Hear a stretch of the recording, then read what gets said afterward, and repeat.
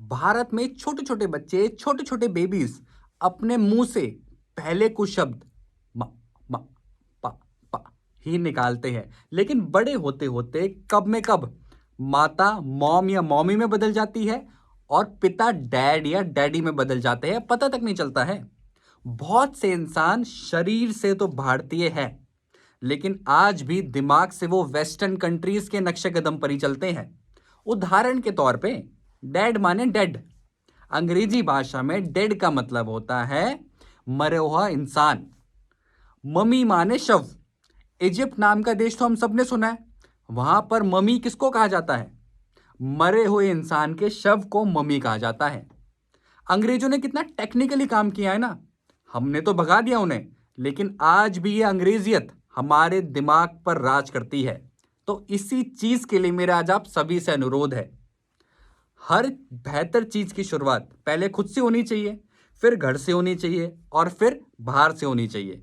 तो आप अपने पेरेंट्स को मॉम डैड, मॉमी डैडी ना कहकर माता पिता कहिए ना, या जो आपकी नेटिव भाषा में या जो आपकी रीजनल भाषा में माता पिता को कहा जाता है, उन शब्दों का उपयोग कीजिए ना।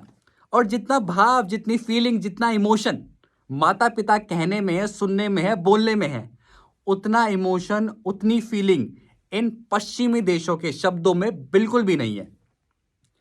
मां केवल एक शब्द नहीं है, बल्कि मां शब्द से पूरा संसार है।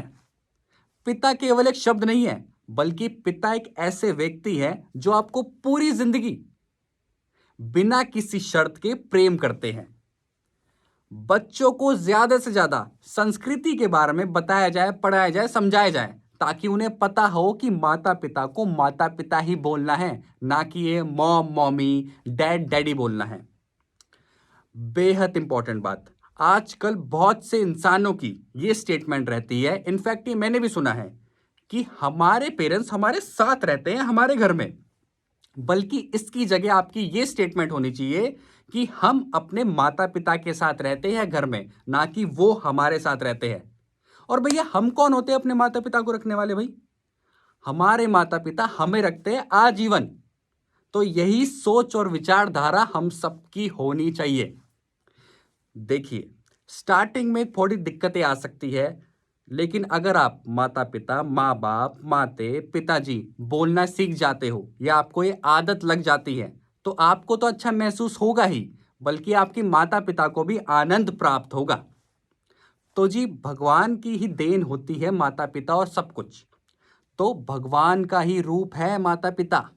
और जितनी पुरानी और अद्भुत हमारी संस्कृति है, उतने ही पुराने और गहरे हमारे शब्द हैं। तो इन वेस्टर्न कंट्रीज के शब्दों का उपयोग कम से कम किया जाए और ज्यादा से ज्यादा अपनी संस्कृति से जुड़ा जाए। बहुत बहुत धन्यवाद। जय हिंद, जय भारत, जय श्री कृष्ण।